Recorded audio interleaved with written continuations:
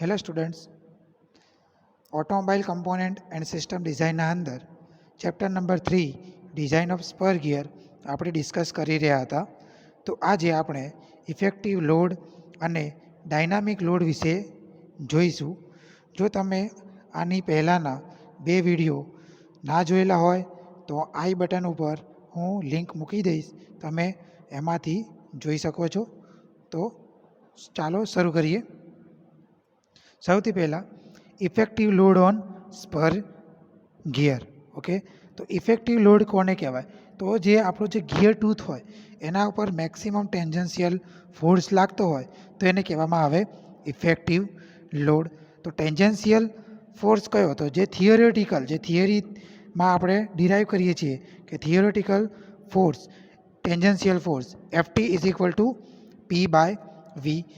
સો આના ઉપરથી આપણે કહી શકીએ કે ટેન્જન્શિયલ ફોર્સ એ પાવર અને પીચ લાઇન વેલોસિટી ઉપર ડિપેન્ડ કરે છે. સો અહીંયા P is equal to power and V is equal to pitch line velocity. Pitch line velocity આપણે પિનિયન અને ગિયર માટે ડિફાઇન કરીએ છીએ. તો pitch line velocity for pinion is pi DP NP divide by 16,000. અને જો pitch line velocity for gear લેવી હોય તો is equal to pi DG NG divide by 16,000. Okay, so here maximum tangential force આપણે પહેલાં ફાઇન્ડ આઉટ કરીશું. તો એના માટે FT max is equal to કે એ કે એમ એફટી એક ઇક્વેશન આપણને અહીંયા મળે છે. તો સો અહીંયા કે એ અને કે એમ કહેવાય કોને?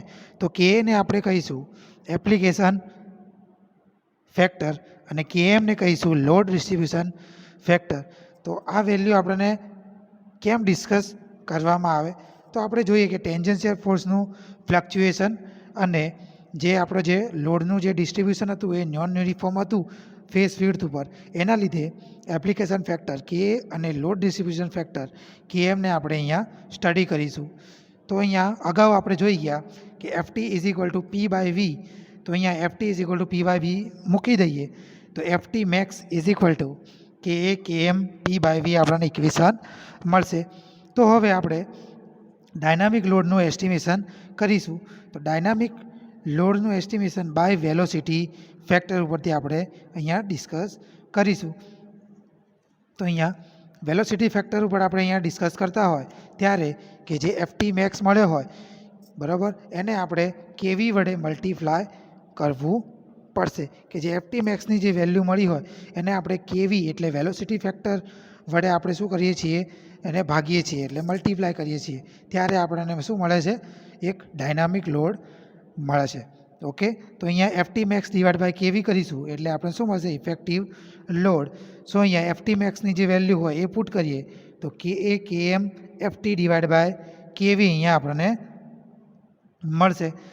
એ રીતે નેક્સ્ટ આગળ વધીએ તો જે અલગ અલગ જે ફેક્ટર હોય એને આપણે અલગ લઈ લઈએ તો કે એ કે એમ ડિવાઇડ બાય કેવી ઇન્ટુ પી બાય વી આપણને અહીંયા મળશે ઇફેક્ટિવ લોડ. તો આગળ જોઈએ, અહીંયા જોઈએ કે વેલોસિટી ફેક્ટર એ એક તો ગ્રેડ ઉપર ડિપેન્ડન્ટ કરે છે.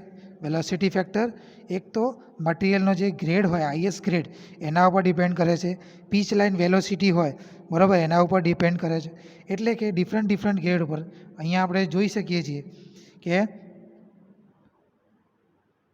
ડિફરન્ટ ગ્રેડ ઉપર આપણને અહીંયા અલગ અલગ પીચ લાઇન વેલોસિટી મળે છે અને એના ઉપરથી આપણને અહીંયા વેલોસિટી ફેક્ટર મળે છે. તો આપણે એક્ઝામના અંદર શું કરીશું?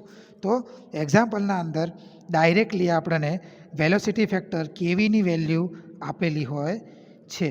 ઓકે, અને જો ના આપેલી હોય તો આપણે ગ્રેડ પ્રમાણે 8 થી 9 ગ્રેડની હોય તો એની velocity pitch line velocity factor 3.6 divide by 3.6 plus under root V આપણે લઈશું. ઓકે, જો ના આપેલી હોય તો આપણે આ લઈ શકીએ છીએ. ઓકે, તો આગળ વધીએ. સો અહીંયા precise estimation of dynamic load by Buckingham's equation.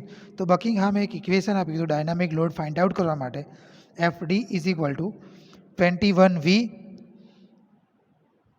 In bracket BC plus FT max bracket over divide by 21V plus under root BC plus FT max, બરાબર. આ ઇક્વેશન અહીંયા આપ્યું હતું. તો વીને આપણે કહીશું પીચ લાઇન વેલોસિટી, એફડીને આપણે કહીશું ડાયનામિક લોડ કે જે આપણે ફાઇન્ડ આઉટ કરવાનો છે, FT મેક્સ એ આપણું મેક્સિમમ ટેન્જન્શિયલ ફોર્સ મળશે, બરાબર. કે એટલે આપણો એપ્લિકેશન ફેક્ટર, KM એટલે લોડ ડિસ્ટ્રીબ્યુશન ફેક્ટર, અને અહીંયા કેપિટલ C આપણે અહીંયા મળશે, એને કહેવામાં આવે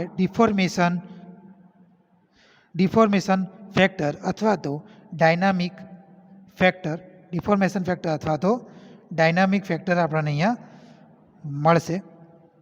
એના પછી નેક્સ્ટ, હવે ડિફોર્મેશન ફેક્ટર આપણે ફાઇન્ડ આઉટ કરવો પડશે. તો ડિફોર્મેશન ફેક્ટર કોના ઉપર ડિપેન્ડન્ટ કરે છે? તો accuracy of gear tooth, material and meshing of gears and tooth form, એના ઉપર ડિપેન્ડ કરે છે ડિફોર્મેશન ફેક્ટર. તો એનું ઇક્વેશન આપેલું હશે, capital C is equal to capital K into E divide by 1/EP plus 1/EG, એટલે કે EP અને EG ને આપણે કહીશું modulus of elasticity of pinion and gear material, okay. And small ઈને આપણે કહીશું સમ ઓફ એરર, કે ગિયરના અંદર આપણે એરર આવતી હોય મેશિંગ વખતે તે બધી એરરનો સમેશન લઈશું. અને અહીંયા capital K is equal two આપણને મળશે ટૂથ ફોર્મ ફેક્ટર. તો અહીંયા જોઈએ તો C is equal two KE 1 plus EP plus 1/EG આ ઇક્વેશન આપેલું છે. તો આના ઉપરથી આપણે એનું થોડું ડેરિવેશન કરીએ તો આપણને મળશે K into E EP into EG divide by EP plus EG, બરાબર. તો આપણને ઇક્વેશન નંબર 3 મળશે. જો ડાયરેક્ટ Cની વેલ્યુ ના આપેલી હોય તો આપણે આ ઇક્વેશન ઉપરથી વેલ્યુ ઇનપુટ કરાવી અને આપણે Cની વેલ્યુ ફાઇન્ડ આઉટ કરી શકીએ છીએ. સો નેક્સ્ટ, તો એના માટે capital K tooth form factor, તો Kની વેલ્યુ આપણે ડિફરન્ટ ગિયર ટૂથ પ્રોફાઇલ ઉપર આપણે અલગ અલગ સિલેક્ટ કરીશું. તો અહીંયા 20 ડિગ્રી સબ ફૂલ ડેપ્થ ઇન્વોલ્યુટ, 20 ડિગ્રી ફૂલ ડેપ્થ ઇન્વોલ્યુટ હોય તો આપણે 0.111 લઈશું. સ્ટબ ઇન્વોલ્યુટ હોય 20 ડિગ્રી સ્ટબ ઇન્વોલ્યુટ હોય તો 0.115 લઈશું. અને 14.50 ડિગ્રી ફૂલ ડેપ્થ હોય તો 0.107 આપણે કન્સિડર કરીશું Kની વેલ્યુ, ઓકે. તો આના ઉપરથી આપણે effective load between the meshing teeth in tangential direction એ ઇક્વેશન આપવું હોય તો આપણને F effective is equal to KA KM FT plus FD equation number 4 આપણને અહીંયા મળશે, બરાબર. તો આ ઇક્વેશન ઉપરથી આપણે ઇફેક્ટિવ લોડ અહીંયા ફાઇન્ડ આઉટ કરીશું. એના પછી નેક્સ્ટ, ડિફોર્મેશન ફેક્ટર ઓર ડાયનામિક ફેક્ટર C, ઓકે. તો અહીંયા જો ડાયરેક્ટલી Cની વેલ્યુ આપણે કન્સિડર કરવી હોય, જેમ કે સ્ટીલનો પિનિયન અને સ્ટીલનું ગિયર આપેલું હોય તો C ઇઝ ઇક્વલ ટુ આપણે 11,500 E ન્યૂટન પર mm આપણે લઈ શકીએ છીએ. જો કાસ્ટ આયર્નનું પિનિયન અને કાસ્ટ આયર્નનું ગિયર હોય તો આપણે C ઇઝ ઇક્વલ ટુ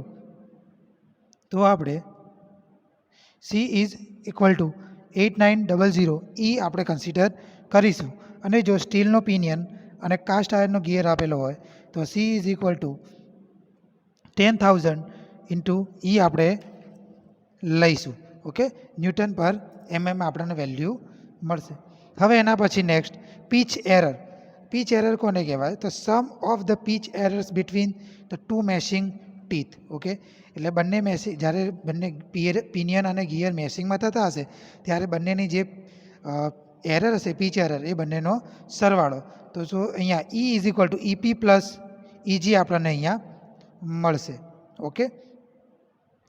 તો અહીંયા જોઈએ કે ડિફરન્ટ ગ્રેડ માટે પીચ એરર Eનું ઇક્વેશન આપણને ડિફરન્ટ મળશે, ઓકે. ડિફરન્ટ ગ્રેડ માટે એક ઇક્વેશન આપણે એક ટેબલ ઉપરથી જોઈશું, બરાબર. ટેબલ અહીંયા આપણને નેક્સ્ટ સ્લાઇડમાં મળી જશે. તો જોઈએ, પહેલાં એક ઇક્વેશન લખીએ કે ધારો કે એક કોઈ પણ IS ગ્રેડ 3 માટે જોઈએ તો IS grade 3 is equal two 3 માટે જોઈએ તો 2 પ્લસ 0.16